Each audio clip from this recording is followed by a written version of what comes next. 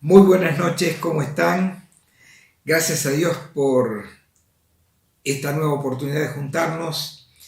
Gracias por estar, gracias por los comentarios, gracias por el apoyo, gracias por el aliento, gracias por los consejos, las críticas constructivas también.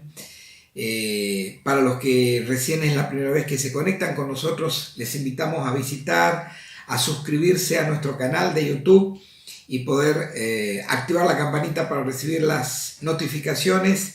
Esta ya es la charla número 14 que estamos teniendo en este tiempo tan especial que nos toca vivir en Tucumán, en Argentina, en el mundo, y contentos de poder compartir este tiempo que esperamos nos ayude, nos aliente.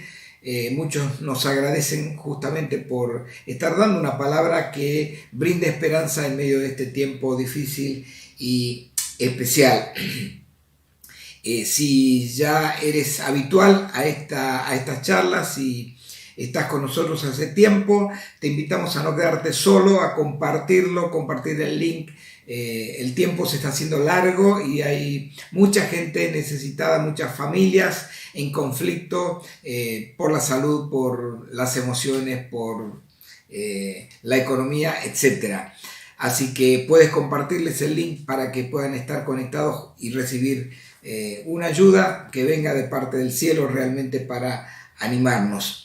Nuestras vías de comunicación, está el canal de YouTube, está Facebook, está un correo, todos los datos están al pie de pantalla, y un teléfono celular también por si quisieras conectarte con nosotros. Les quiero recordar los 2 libros que nos pueden ayudar a construir realmente una nueva generación, pensando en la juventud, en un proyecto de vida para ellos, cómo ayudarlos, cómo comprenderlos y cómo poder animarles a proyectarse y a sacar todo lo que hay dentro de cada uno de nosotros como seres humanos únicos e irrepetibles. Este material ya está disponible acá en Tucumán, en Buenos Aires, en Santiago, capital, en Termas de Río Hondo, Resistencia, provincia de Chaco y San Luis. Nos han avisado que esta semana recién han podido sacar del transporte la segunda edición de Socorro Quiero Vivir. Estuvo por más de un mes a raíz de que no podían salir de fase 1, así que ya está disponible para la venta. Y si hay más personas, amigos que nos se pueden enganchar en esto de ayudarnos en la distribución, pueden hablar. En Jujuy también, capital, y Santa María, provincia de Catamarca.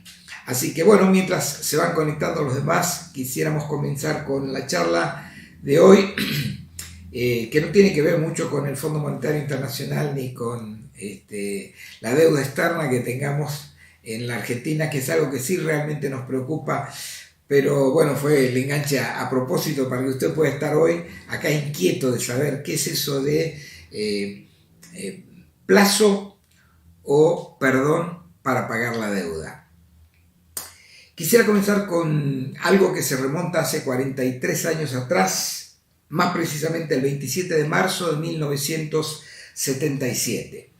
España, Islas Canarias, a raíz de una explosión en el aeropuerto Las Palmas de Canarias, de Gran Canaria, es una de las islas Canarias, se desvió gran parte del tráfico aéreo a raíz de una explosión que hubo por manifestantes en el aeropuerto y la amenaza de una segunda bomba. Se desvió un excesivo tráfico aéreo hacia el pequeño aeropuerto de Los Rodeos en la vecina isla de Tenerife. 2 Boeing 747, uno que estaba aterrizando y el otro despegando, se encontraron de frente en la pequeña pista, en la única pequeña pista que en ese momento tenía el aeropuerto de Los Rodeos en Tenerife. Chocaron de frente. Se considera el accidente aéreo con mayor cantidad de muertos de la historia de la aviación. 583 personas fallecieron en ese momento, donde chocaron un Boeing de Panam que venía buscando aterrizaje y un Boeing de KLM, el avión que estaba levantando vuelo, murieron absolutamente todos y la gran mayoría del avión de Panam. Solo 61 sobrevivieron, 583 murieron en aquella oportunidad. Aunque hubo mucha niebla, poca visibilidad, interferencia en las comunicaciones radiales, cuando se investigó la causa del accidente, se debió fundamentalmente a que uno de los aviones no escuchó bien la orden de la torre de control. El KLM, para decirlo en criollo, como decimos nosotros, la torre de control le había dicho espere para despegar y el piloto, los que estaban en la radio, entendieron despegue, es decir, que estaba ok. No se cumplieron los protocolos de que cada vez que la torre de control da una orden, el copiloto, antes de realizarla, la tiene que repetir. No hubo tal repetición, dicen las cajas negras, etc. Pero me quedó esto porque lo había vivido a ese accidente, lo había recordado en su tiempo, por distintas circunstancias, y me pareció oportuno para graficar una gran verdad sobre la que quisiera que estemos compartiendo en este tiempo. Esta verdad está relatada en las palabras de Jesús en el Evangelio de Mateo capítulo 18 y es una historia conocida como la parábola de los dos deudores, que no está hablada para enseñarnos sobre el perdón precisamente, sino más bien sobre la dinámica de vida en el reino de Dios, cómo son nuestras relaciones cuando podemos vincularnos con Dios y podemos aprender a convivir sabiamente entre nosotros. Un rey llama a uno de sus súbditos, el deudor que le vamos a llamar el número 1. Le debía una suma muy grande, 10.000 talentos, traducido al día de hoy para que lo podamos entender, equivalía a 164 años de trabajo. Es decir, una deuda imposible, justamente es una historia, es una parábola, una deuda imposible de cumplir. Cuando el deudor está frente al rey, le pide plazo, es decir, hace lo que hacemos todos, patea la pelota para adelante, ¿no? Dame un poco de plazo, imposible, necesitaba 2 vidas o un poco más para poder cancelar esa semejante deuda. Y dice que el rey fue movido a compasión, porque se dio cuenta que era imposible que él le pague. Entonces, por la compasión, movido a compasión, le perdonó la deuda. Recibe perdón, sale y se encuentra con el deudor al que le vamos a llamar el número 2, que le debía al número 1 una deuda muy chica y muy factible de pagar, solamente 100 denarios, que traducido, denario era en aquel momento el jornal de un día, así que es 3 meses y un poquitito más de trabajo. Era algo completamente lógico y factible de perdonar. Y el deudor número 2 al número 1 le dice exactamente lo mismo que el número 1 le había dicho al rey: dame un poco de plazo, te voy a pagar. Pero dice que el deudor número 1 se enfadó, se enloqueció y le dijo de ninguna manera, y lo puso en la cárcel para que pagara toda la deuda, hasta que pagara toda la deuda que tenía. Y entonces viene la pregunta del millón. ¿Por qué actuó así?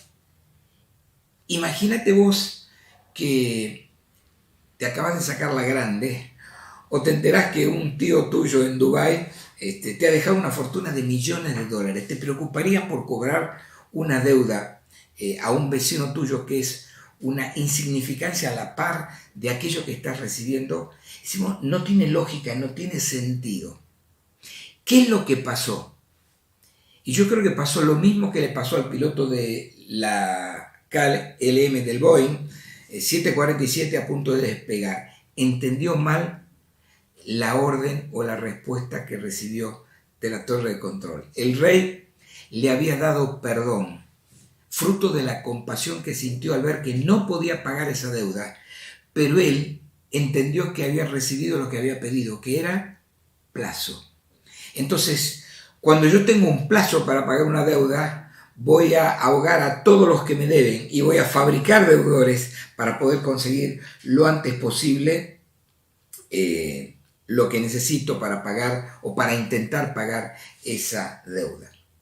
La conclusión de Jesús después de terminar esta historia es: así hará también con ustedes mi Padre Celestial, si cada uno de ustedes no perdona de corazón a su hermano.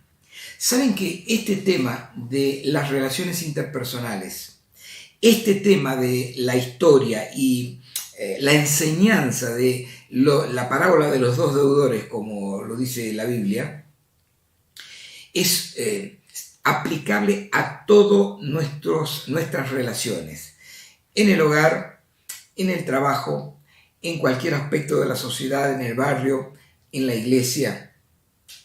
Y les quiero hacer una pregunta con la cual yo me meto en el tema. ¿Qué pasaría si cada vez que alguien comete una falta con nosotros, en vez de reclamarle, pudiéramos recordar que a nosotros se nos perdonó no una deuda más chica o más grande, una deuda que nunca jamás podríamos ser capaces de pagarla?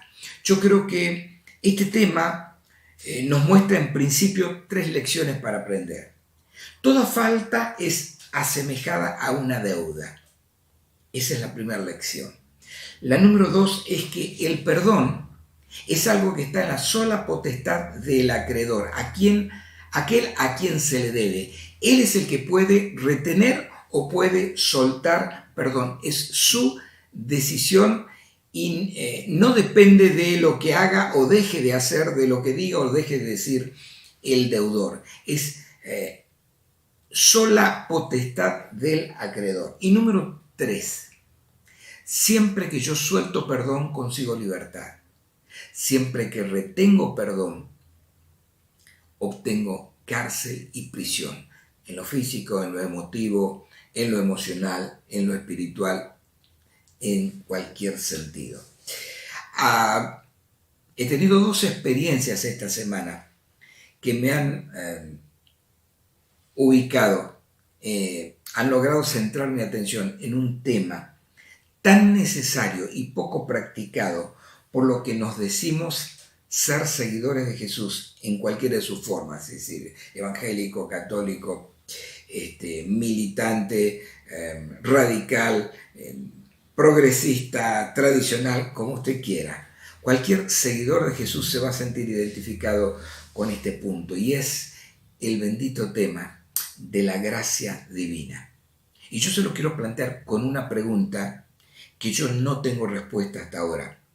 ¿Por qué la gente, vamos a analizar la respuesta, por qué la gente que más se aleja de las iglesias hoy es la que más se acercaba a Jesús durante su estadía acá en la tierra? ¿Qué es lo que había en él? ¿Qué es lo que sobraba en Jesús? ¿Qué falta en sus seguidores hoy? Que no podemos atraer la gente que a él se le pegaba en sus 3 años y medio que estuvo acá en la tierra. Hay un ingrediente que le sobraba a él y que nos falta a nosotros. Algo que no hemos comprendido bien de lo que significa conocer al Dios en quien decimos creer. No es algo fácil de explicar, quizá porque todavía estemos en pañales en cuanto a esto de comprender, entender y brindar la gracia divina. Caso contrario, el mundo no estaría hoy como está. Fíjese que han pasado ya más de 2000 años de la venida física de Jesús a la tierra. Y nosotros todavía seguimos procurando dar un mensaje en vez de vivir un estilo de vida, que es lo que Él ha venido a proponernos en su visita acá a la tierra. No se trata de ser maestros para explicar la gracia, sino más bien tenerla para poder brindarla a los demás. Y darnos cuenta que cuando más somos capaces de dar más vamos a recibir y más vamos a tener para dar. Dice la Biblia, de gracia recibimos, vamos a poder dar de gracia. Y como alguien dijo, quizás sea más fácil comunicar gracia que procurar explicarla. Saben que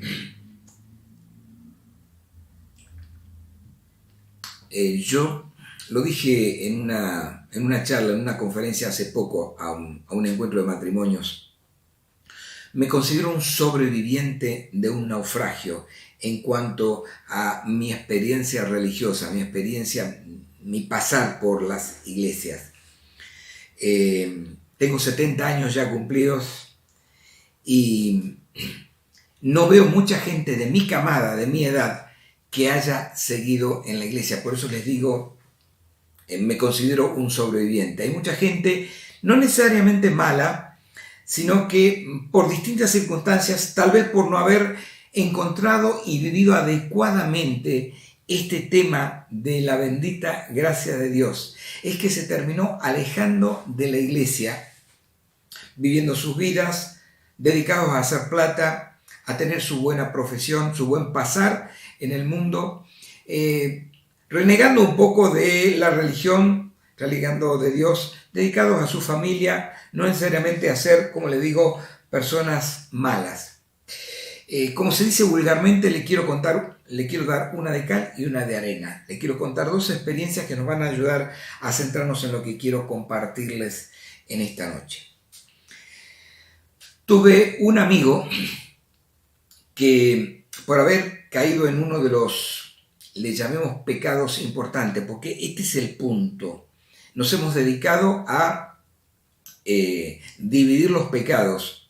Para Dios no existen determinados niveles de pecados. Somos todos pecadores y necesitados de su obra maravillosa a través de la gracia divina que Él nos vino a dar cuando envió a su Hijo Jesús al mundo para pagar por nuestra deuda, por esa deuda imposible de pagar con nuestros propios recursos. Sin embargo, en aquella época, un pecado como el de adulterio que había cometido este amigo ha sido muy catalogado, y la forma de resarcir, la forma de castigar, la forma de enseñar, si cabe el término, en ese momento era poniéndolo en público, exonerándolo, disciplinándolo, sacándolo fuera de comunión, como decíamos en ese momento, en público. Y yo, pensando que esto era correcto, me acuerdo que ese domingo a la mañana estuve a la par de mi amigo llorando mientras el pastor leía esta excomunión en público. Lejos de poder restaurarlo, de poder volverlo a la comunión, este hermano vino un par de veces más, 2, 3 veces más a la iglesia y después desapareció. Quedó apartado y murió así. Entonces me quedo pensando qué es lo que a la iglesia le faltó mostrar. No quiero hacer apología del pecado, no quiero defender una mala actitud. Si estuvo mal, no soy quien yo para juzgarlo, para eso está el Señor, ¿no? Esta es una experiencia. La otra es de un muchacho joven. Estuve hospedado en su casa hace muchos años ya, y un día frío de invierno, una noche, estuvimos tirados en la alfombra. Era alguien que no anduvo muy bien, que digamos, uno de esos rebeldes en el hogar, sus padres pastores, y es lo que ha pasado mucho en aquel tiempo, y no sé cómo estará la estadística hoy, no sé si será muy diferente o no. En ese momento yo estaba tratando de ser una buena oreja para él. Estábamos tirados en la alfombra del living, mucho frío en la calle, no sé si estaba lloviendo, el hogar prendido, los leños andando, y se fue pasando la hora. Llegaron las 2 de la mañana y aparece la mamá de este muchacho y dice: son las 2 de la mañana, hay que ir a dormir. Y él tuvo una expresión que no me la olvido más. Le dijo: mami, ¿No ves que está el ambiente dado? Estamos conversando y hay fuego todavía prendido. Y dijo esta frase: cuando se da, deja que se dé. Es decir, él estaba entrando en ambiente para poder volcar lo que había dentro de su corazón. La mamá dijo: discúlpenme, se levantó y se fue. Y quedamos un rato más, 1 hora más, 2 horas más, hasta que nos fuimos a dormir. Hoy, ese muchacho está restaurado. Después de haber tenido un traspié con su primer matrimonio, pudo rehacer su familia, se está congregando y está sirviendo con lo que puede y con lo que tiene, muy talentoso, al Señor en la iglesia donde él se está congregando. No quiero decirle para nada que haya sido por aquella oportunidad, pero tal vez fue un granito más de arena donde él se animó a encontrar lo que tanto necesitaba en ese tiempo. Saben que cuando no podemos vivir la gracia, empezamos a fabricar hipocresía, a fabricar religión, a construir murallas, nos empezamos a aislar y a separar unos de otros y todos estamos sufriendo. Me meto entonces en el tercer punto medular de esta charla y que dio lugar al título, ¿no?, de la misma: plazo o perdón para la deuda. Es decir, cuando no comprendemos lo que es la gracia de Dios, lo que Él nos perdonó, y solo entendemos que tenemos delante de Dios plazo para pagar nuestra deuda, nuestras faltas, entonces terminamos teniendo problemas en nuestras relaciones unos con otros. ¿Por qué? Y porque vemos a los demás como deudores que nos pueden y que nos deben ayudar a pagar la gran deuda que tenemos. Eso es imposible, pero es la idea que tenemos. ¿Por qué? Porque no entendimos la orden de la torre de control, no entendimos el mensaje de la cruz. Quizá es esto lo que hace que la gente que hoy se aleja de nosotros es la gente que en el tiempo de Jesús se apegaba a Él. Algo curioso, les doy 2 datos. Un estudioso de la Universidad de Chicago estima que en los últimos 20 años se ha escrito de Jesús más que en los 19 siglos anteriores. Es decir, su persona, la persona de Jesús, no ha sido ignorada, pero tal vez tampoco ha sido comprendida en este tiempo, a pesar de todos los años que pasaron. Y alguien dijo: es inevitable que esta búsqueda de Jesús se convierta en la búsqueda de nosotros mismos. ¿Saben que yo creo que eso se aplica a cada uno de nosotros? Me pregunto si nuestra búsqueda de Dios y nuestra búsqueda de Jesús, en el fondo, no es una búsqueda de nosotros mismos para descubrir esa identidad que quedó trastornada, quizás por eventos de la niñez, quizás por situaciones que siguen persistiendo en el día de hoy. Al habernos alejado de la fuente, no entendemos el propósito de nuestra vida y seguimos dando vuelta así sin encontrarla. Hoy hay demasiada gente necesitada y esta pandemia, esta cuarentena, mal llamada cuarentena porque llevamos 6 meses adentro, va a dejar muchos más hogares e iglesias necesitadas.